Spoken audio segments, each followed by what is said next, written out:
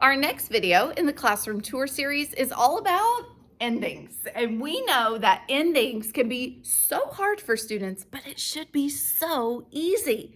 It should be, but it isn't always. And so I want to kind of break down what I do and how I teach this to my students.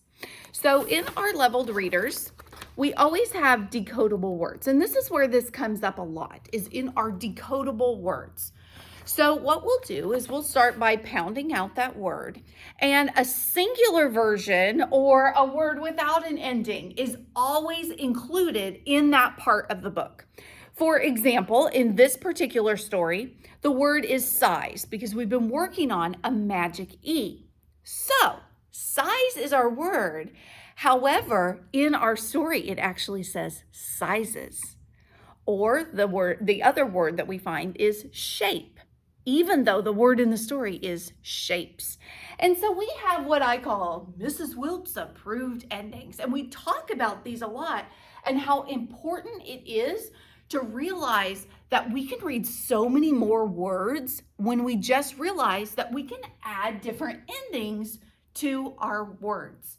So a lot of times as we're searching, we might see, ooh, I see the word size. Oh, but it has an S. And my kids to this point of the year are like, but it's okay. It's on a Mrs. Wilts list of approved endings. Or ing gets us sometimes because that just naturally makes that word look so much longer.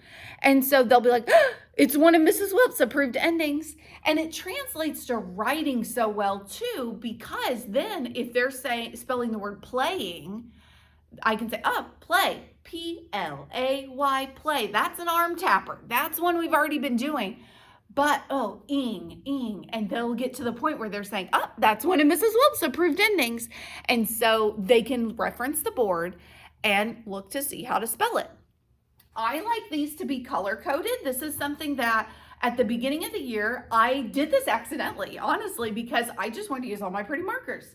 But now, as they're mastering them and as they're realizing that valuable tool, they know ing is in orange. Or they'll be like, that's the orange one, right? Or that's the purple one, right? And so then they know as kind of a way to self-check and can really utilize those both in decoding and encoding when it's time for them to write on their own.